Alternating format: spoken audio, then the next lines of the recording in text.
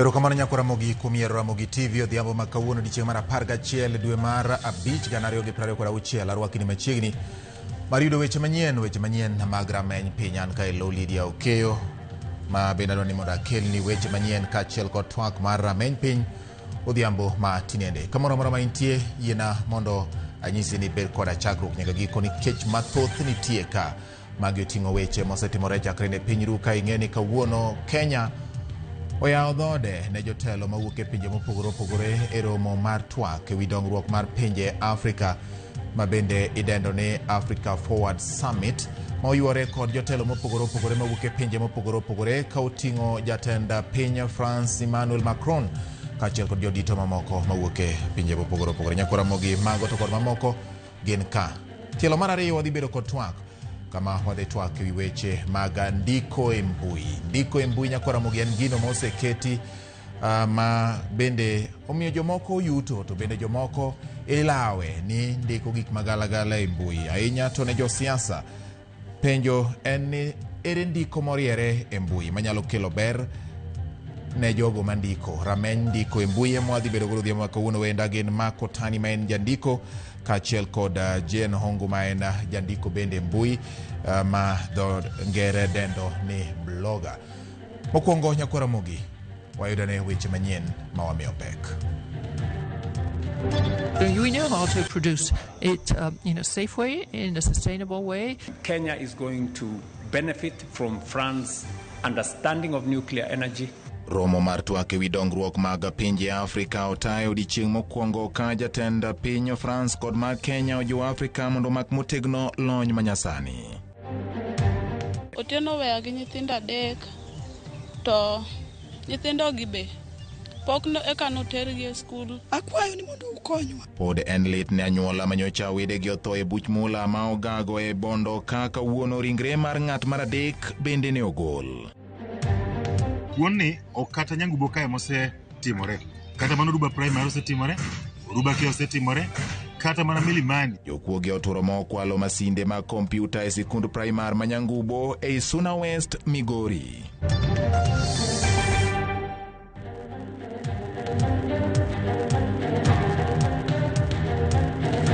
Machiegni nyakora mogi mar yudo weche manyien gi adimba jaloko mara iluongo ni Liz Otieno. Bet thuolo mar dikona namba en 36000 Facebook Ramogi TV Kenya, YouTube Ramogi TV Kenya, X en @Ramogi TV KE.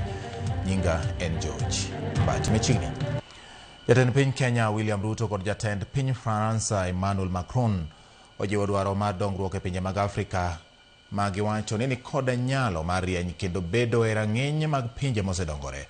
Jotelogo kata jotelo ariyogo bende okwayo jotend Afrika mondo ket maino e lokruoge sectors kaka mag somo kod lony manyasani mondo ketgi e opara manyime ne piem e ng'wech mar piny ringo godo sani to ahinya korka lony manyasani mag teknolojia. Magi owachi e twak ma obedo e romo ma otim e odiechieng' mokwongo e kinde mar romo mar jiwo dongruok ma pinje Afrika osir gi piny mar France midendo ni Africa Forward Summit. Chuny boma ma Nairobi opong' kod welo ma oyuoro e romo mar lalruok ewi dongruok mar Afrika ka jatend piny France Emmanuel Macron kod jatend piny Kenya William Ruto omako wirwath ka rwako jotelo mag pinje ne romono matimore kuom ndalo 2. E odiechieng' mokwongo jotelogo ne ochako gi romo e kar jot mar jatend piny kapok gidhi nyaka mbalariany ma Nairobi kama ne gipidhe yien kaachiel kod chwoyo wang'gi e chenro mag jiwo lony manyasani kod mago mag sayans kod nyiso kido kod timbe mag oganda mag Afrika. E twak margi odiechieng' mokwongo, jatend Kenya William Ruto nyiso pinje mag Afrika mondo ket maino e loko kit lai mag somo manyachon kendo gi mag somo manyasani mabiro konyo jopuonjre bedo kod lony mag piem gi pinje ma osedongore. The whole ecosystem around education. In Kenya, we have had to review the education system and to make it competence-based. Ruto dok ne chenro ma Kenya ne ochako mar CBC ka wacho ni en mano ma oriewo lai mag somo kendo mede ndhadhu mana kaka pinje mani mbele e lony mag teknolojia. Also investing in digital infrastructure, fiber optic. They've just said we are manufacturing now here in Kenya a lot of digital assets, whether it is phones, whether it is computers, and all that digital infrastructure. We are laying fiber optic. Ruto kwayo pinjego bende mondo ket maino e tiyo kanyakla jiwo dongruok margi e sectors mopogore opogore mondo mi chia gi nyadhi mar Afrika onene kind pinje. Ma owacho ni en yo bende mar nyuolo thuolo mag tije ka okalo yore manyasani mag teknolojia. This challenge of building infrastructure is exactly the same in Europe. Computing capacities. Okay, if we want to make infrastructure, let's invest together. We have to build much more energy facilities, renewables, nuclear, in order to deploy electrification. Jatend piny Faransa Emmanuel Macron korka kore to wacho ni France kod Afrika ni kod moko kuom dwaro machal, kendo ka gitiyo kanyakla to ginyalo duoko piny ladhruok ma pinjego thoro ladhore godo kuom pinje ma omeo. Macron osingo ni sirikande menyo keto bilionde modhuro ne sectors kaka somo, tiegruok mag mbalariany, lony manyasani e kind mamoko e Afrika mangima. Through the continent, how to educate and train more and more talents to make sure that they will be trained here in the best education system, with the best partnership, and they will stay and help the country to develop and help the continent to develop. Romo nomiyo Faransa thuolo mar singo ne Afrika nyalo mar chung kodgi e dongruoge kendo yango ber ma tudruok margi nyalo kelo kipimo kod pinje mamoko ma bende sero Afrika. Romo no dhi nyime kendo tich ariyo kama pod twak mamoko dhi bedoe. Kawasuro to ne kinde romo mar twak mar Africa Forward Summit manobagi e mbalariany ma Nairobi kawuono, jatend piny France Emmanuel Macron ni obedo kod kinde matek kaluwore gi tim mar wichkuot mar ji keyo lwasi mar koko e od romo kendo ne ochune mar wuok mager ka okwero timno.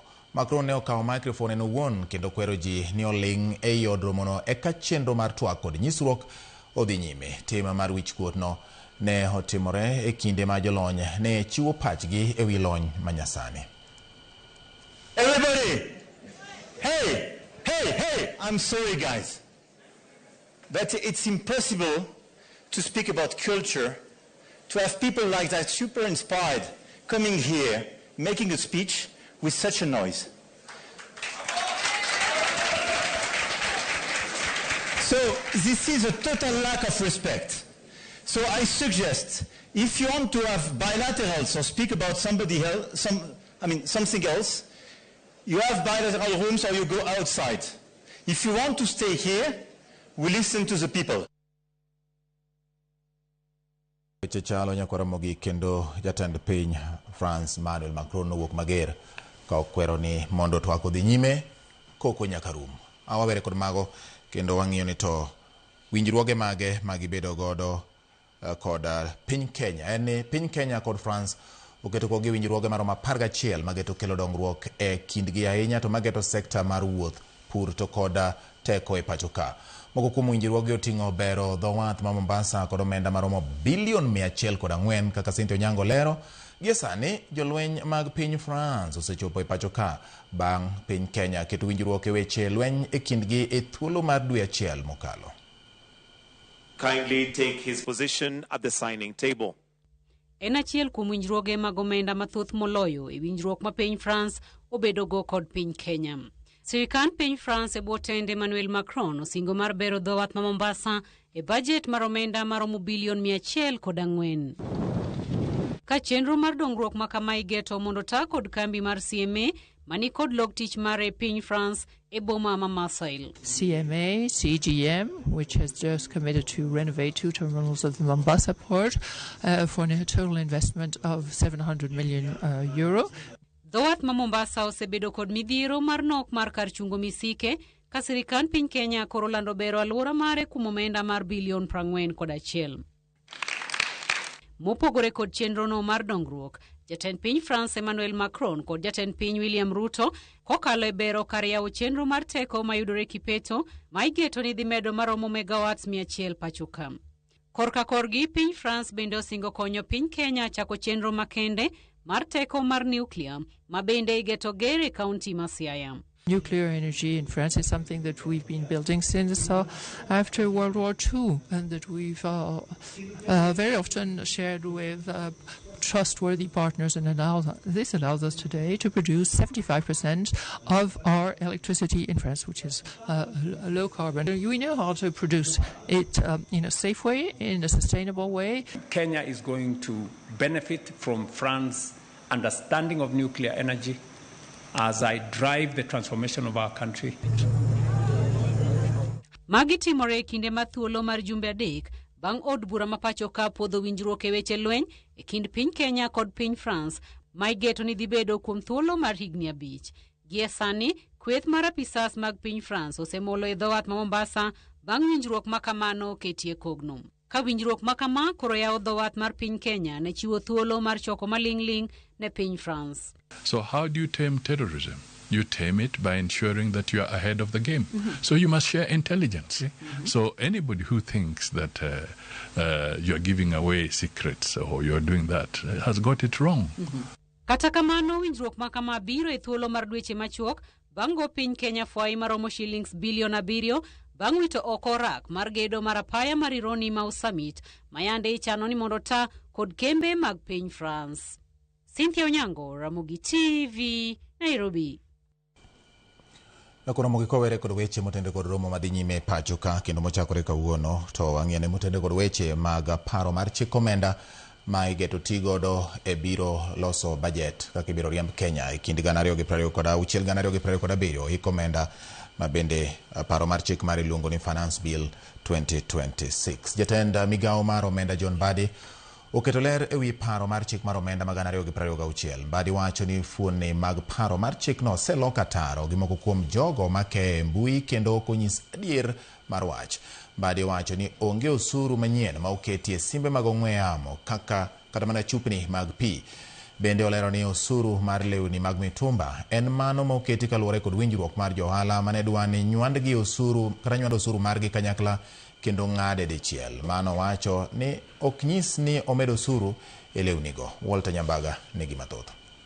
Olose log tich mar omenda boma maduong' ma Nairobi. Jatend migawo mar omenda John Mbadi olero ni johand mitumba ni kik bed kod kiondko ni weche moko mipilo ni sirikal dhi lodho osuru kuomgi machwe.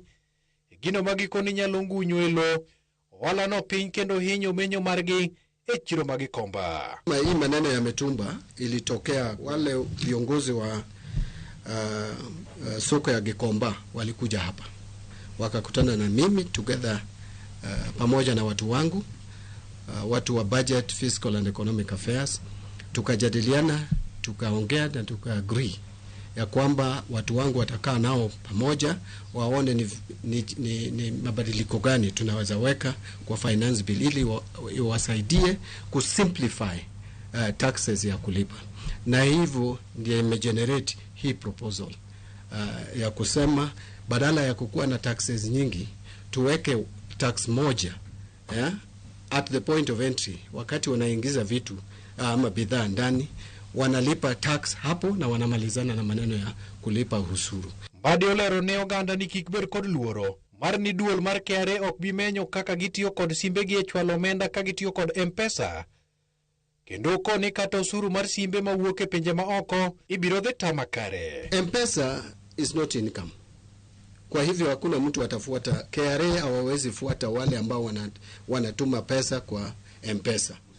Hakuna bei ya simu itapanda kwa sababu tumetoa taxes yote tukaweka tu tax moja. The law is wide. It actually says that the commissioner can get information from everywhere and anywhere as long as it is for tax purposes.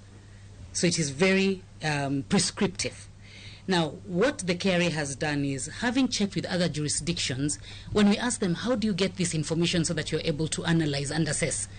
Because in our side there'll be restrictions from the Data Protection Act, there'll be restrictions from different sources. Now, what these jurisdictions will tell us is, tax is not a private affair. Mbadi okwedo jok moko ni tuche kod weche mondo miyo mien chilo kuom paro mar chik mar omenda melo fare kod auchiel. Anybody, please get the bill, get my bill. Stop giving me many bills, many finance bills. Finance Bill 2026 is now out, published by the National Assembly, and let us engage constructively. I hope this year will not be a repeat of last year where I was asked so many questions on fake bills. Migawo mar omenda okwedo weche mipilo kendo lero ni lai mag loso bajet moting'o sidho lai mag bajet ma olieki kod migawo mar omenda, rango chal mar uchumi kendo bedo kod jo sekta duto kod jokanyo. Okoni nyaka gwelie pach jopiny mar rango kuonde ma idwaro timie lokruok kapok ochwale ne od bura mondo mi orange ka bende inyal kale kosetimone lokruoge kata oyo. Gikone, jatend migawo mar omenda some nyim od bura kendo ikete tim kinono kaka bajet no tiyo. Badiko ni okenge moketi en mar medo choko osuru mondo adita sirikal opong' ok yak osuru kuom japiny. Walter Nyambaga, Ramogi TV, Nairobi.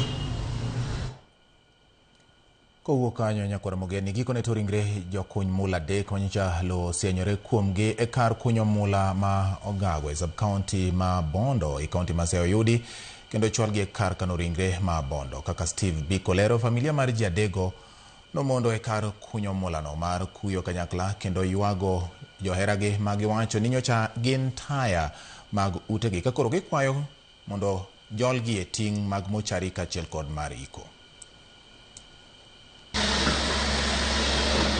Tayo chenro modich mar manyo ringre jokuny mula adek manyo lo osienyore kuomgi. Gikone to chenro no ne orumo odhiambo manyoro bang' yudo ringre jal mar adek ma en owadgi jal machielo mane ogol e chuny odiechieng' tir.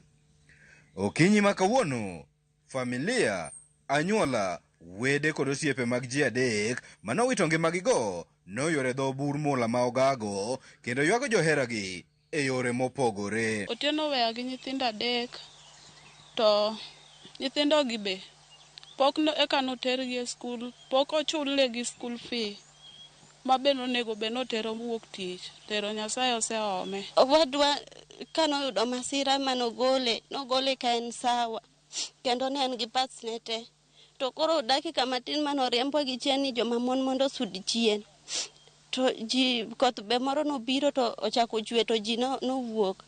Koro bang'e tiwinjo ka guok gweyo kibiro tiwacho notoye mochamo tiende, yawa jowadwa konywa uru. Gi e bur ka already gin joma osekethre kabisa, koro kaka gimedo bet kacha gibiro medo wuore.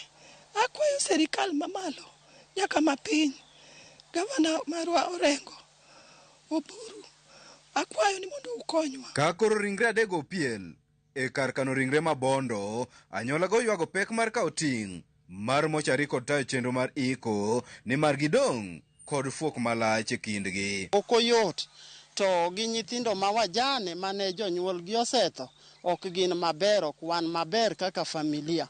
Koro wakwayo mana kony to kod jogo ma Nyasach ng'uono donje chunygi, ng'ato ka ng'ato ma Nyasaye nyalo gwedho fukone bende mondo konywa. Akwayo sirikal mondo kawna ting' liel, anana gi lweta kama. Sirikal yie ikonya, aonge gi ot dala, yuora be onge gi ot. Koro anane gunda, an gi lweta nono, gimoro amora kaka welo nyalo konyore, kaka ji nyalo konyore sama gibiro budha konya budho onge. Waonge gimoro amora, owadwa maduong' no ne nigi dalane to yande otomukre.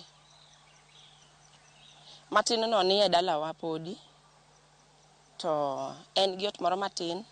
Wan be kaka wan nyithigi kaka ne wan no, jonyuola notho chon, koro ot waonge go.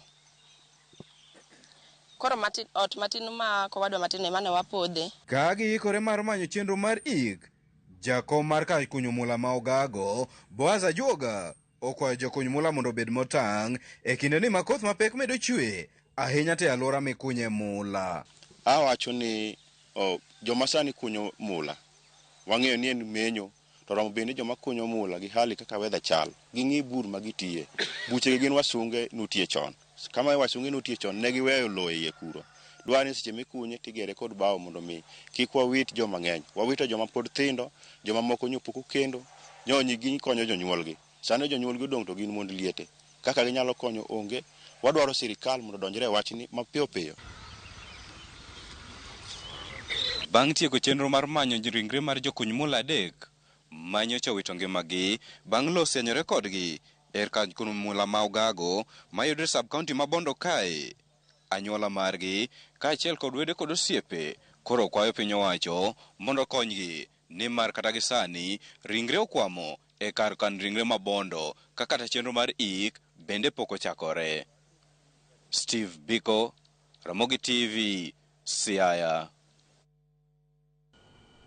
Ogeno ne kwayo mag familia go winji gi joma nyalo chopo mondo konygi mos makende ne familia manyowito jogegi e masira e dag mula ma Ogago e sub-county mabondo e county ma Siaya. Kawere kod mano rani wadhia ne yueyo ma chuok to kapok wadhia yueyo no ng'e moko kuom ote ma udiro kendo uoro naka erokamano ahinya. George Mboke, Ramogi TV neno maler ahinya, wacho ni entiere Kisumu, wacho ni wamor ahinya kaka Kenya keyo e romo mar Africa Forward Summit kochakore kawuono. Mor gi kaka Kenya yudo mago manyalo konyo oganda. Erokamano ahinya George Mboke ka entiere Kisumu, iwacho kamano. Erokamano ahinya. Kasto greetings Bati, rameny piny neno maler ahinya. Erokamano, wacho ni un kod Bishop Emily Mayoga kod jadolo was Osida mano matino chieng' mar weya. Otieno Small kawuok Yadh Ngima, Migori County, wacho ni mitumba ka opono med beche to warumo. Wacho ni onge osuru ma omedi e mitumba, en mani winjruok nobedo ni osuru go ng'ad dichiel e kinde magirwako gi pacho ka. To bang' mano koro walo dhi Nyalodia kendo Manyamong'. Erokamano nya George Oyomba Pat Gweng' mar Gembar Sauri, wacho ni antiere maber ahinya kendo aikora mar neno twak mar rameny ndiko e mbui achiel kachiel kang' twak ochakore. Erokamano ahinya kuom kete e Ramogi TV. Nabi Wuod Ongota mar wang' neno Ramogi ler ahinya Migori County, wacho ni ago mos ne joma owito ngima, joma owito jogi e masira mar sienyruok kar mula. Bicho Mbogo kawuok Nyawita kagano mor gi chenro mag dongruok ma jatend piny France obiro go to saba mar yiero ma higa manyien to wach ang'o? Wach saba no ema wadich ga ahinya. Apenji Bicho Mbogo ichako ywago saba chon ya kata kapok ombulu wuon okel kata mana sandugo ombulu. Wach malich ahinya. Dakika 20 bang' saa achiel wadhi e yueyo, aduogo kod mamoko ma en rameny piny Ramogi TV.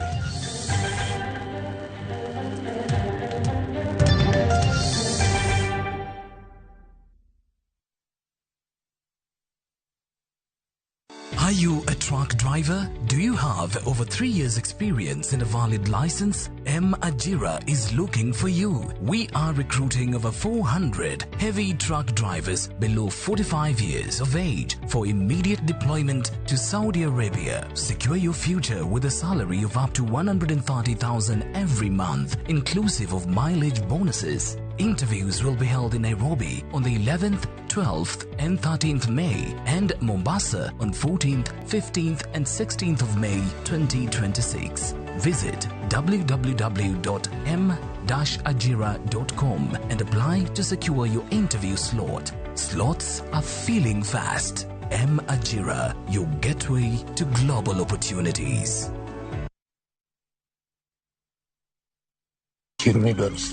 Nonsense. You tend county, they do ketu kechmbele. Boni chulo gima boni dwaro. Ogimoro moro gi tijwa kata gima nyuolwa dwaro. Awa. Ngena eri gachiega. Where card? Maua ma plastic atero kanye. Chiemo cha dieri oken chieng' dhao. Ng'anyo chakre kiny. Ang'o marach ga kodi mama? Pamela, abiro arrange for everything. Abiro chulo gimoro moro midwaro. Peso bondo, en pi wang' jolupo e nam kae. Pesa en pesa Otieno. Jochiende modonjo nyathina, jochiende kwelo, achiko were mbi Yesu. Kabisa. En ga lemo mar okombe kose mar glasi. Mirima. Ngeso ka ngeso, saa 1:45 mar otieno. Kik bai.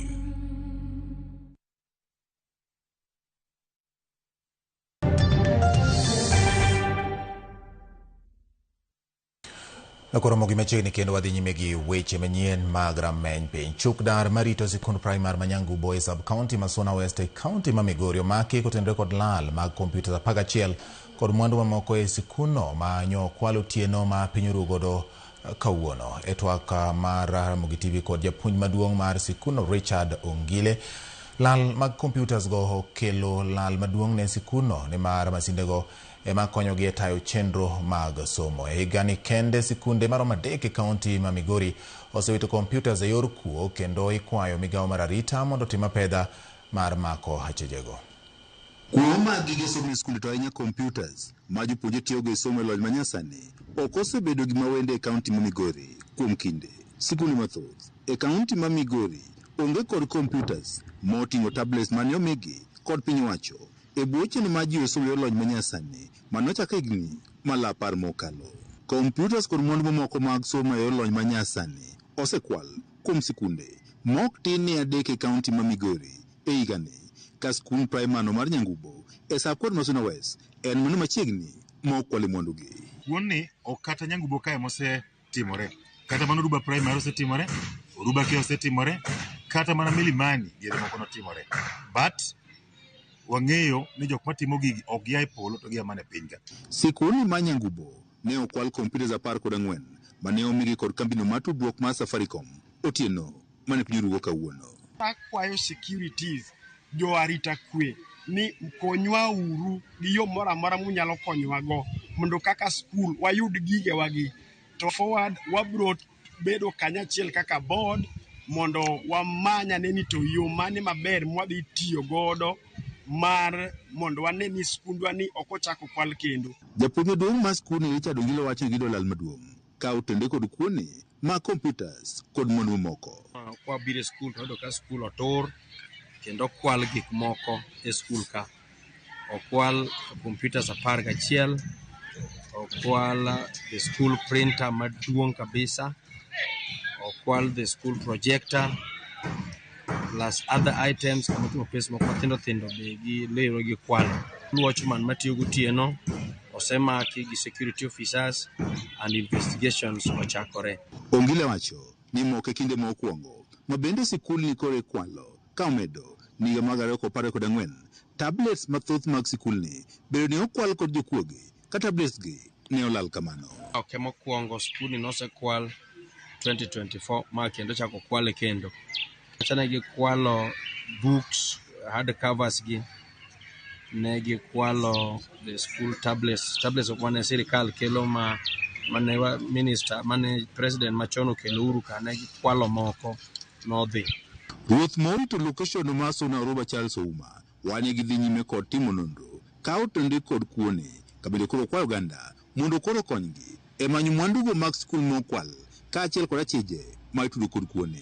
My appeal to the community mondo gimiwa support mondo wayud jogo nikech joma timo gigi ok gin joma e polo to gin mana joma ni piny ka. Nitie diere moko manokwal chon ka kata japuonj masani nitie Richard Ongile ne onge to ng'ama ma suspect noringo mano ok wayude nyaka sani. But gisani ma suspect man watchman to nowasemake mantiere Ruba police station to nyiso nitie jok moko mong'eyo to jok moyudo gi gibiro liable. Kuo mar gige somo e lony manyasani moting'o laptops osethiro somo e lony manyasani e skunde mathoth e kaunti ma Migori. Thoth sikunde mane omi computers moting'o tablets sani onge kodgi nikech kuo mos bedo kotimo newa e skunde mathoth e kaunti ma Migori. Kwalo computers gi printers gi teto koro oketwa e lo. Koro digital learning somo misomo mimulo gi gik mayom gi to koro kwanyal timo. Gima koro challenge ne kata jopuonj kaachiel kod nyithindo nikech computer gi nyiewo gikonyo nyithindo kendo nyo gimiyo tich mar puonjo nyithindo gi nyo yot. George Juma, Ramogi TV, Migori. Kowuok Migori odugane gwenge ma Nairobi kaka achiel kod chenro mar manyo tije pinje maoko. Derepe ma kwan gi ok tin ne 500 mag loche igeno mar yudo thuolo mag tije e piny mar Saudi Arabia bang' kambi mar Majira tayo chenro mar ndikruok margi. Chenrono mar ndikruok mag derepe mane otime paw mbalariany ma Kenyatta oywayo jo Kenya mathoth mani kod riyo mar donjo e chenrono. E chenrono ma odonjo odiechienge mar 3 Majira otudore gi weg tije mawuok e pinje maoko mar yawo thuolo mag tije mopogore opogore. David Owino gi George Otieno gin moko kuom maderepe ma oyudo thuolo makamano.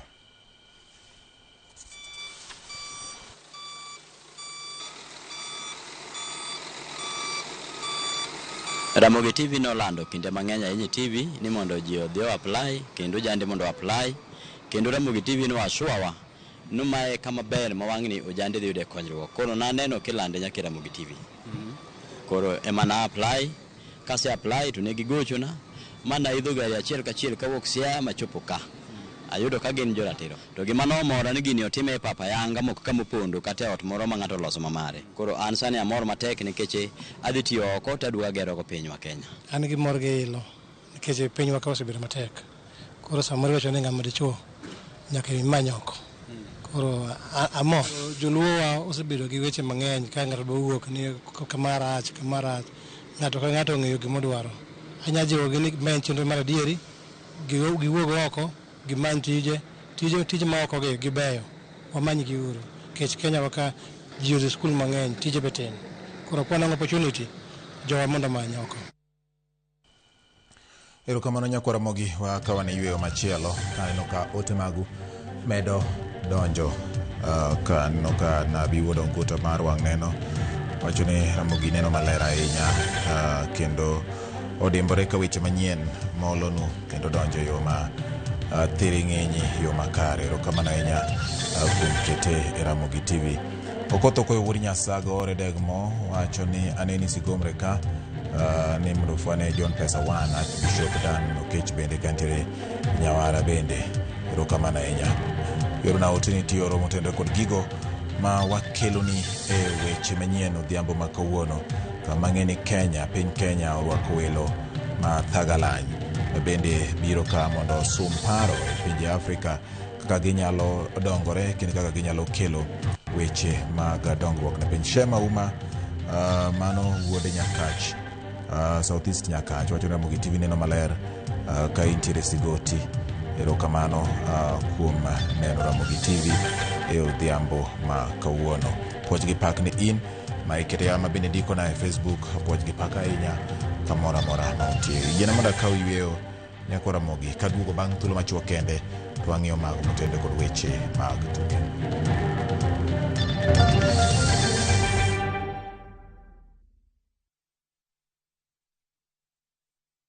Bido gedo gi budget matin. Royal Mabati Factory Limited eduko mari. Yud corrugated kod box profile enengo mogojre marang'eny mare ok odok piny. Kawa kilo mabati manyiew kodwa nyaka ma intiere nono mongi chudo moro amora. You are told send number mar 0722 638383.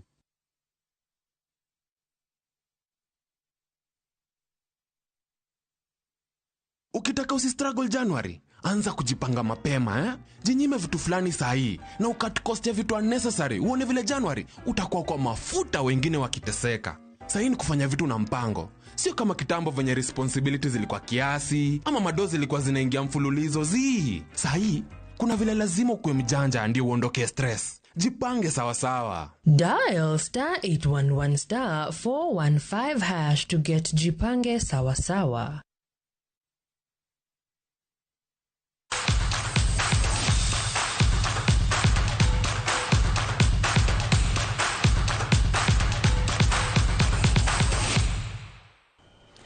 Kaka nasingo ni koro wadonje weche mag tuke. Migori Youth FC odong' mana gi tuke auchiel mondo gikaw kombe mar adhula lig ma piny ma pacho ka NSL. Migori Youth FC omako thuolo mokwongo e chung' mar timbe ligno gi lek mar kaw kombe no kendo idho nyaka e lig maduong' ma pacho ka season manyien. E tukgi mar 32 manobagi alap ma Wendo Green Stadium, klab mar Migori Youth oloyo klab mar Mofa gol 1-0. Golo makende makoro chwalo Migori machiegni gi okombe ne oloyo dakika mar 58 tok jatugo Okumurigan loyore kende owuon. Mofa ni kod ting' mapek mar donjo e lig maduong' season manyien ka nyaka sani gintiere thuolo mar 5 gi points 57 e kinde mar 3K FC gi Mombasa United to mako thuolo mar 2 gi 3 kaka luore no.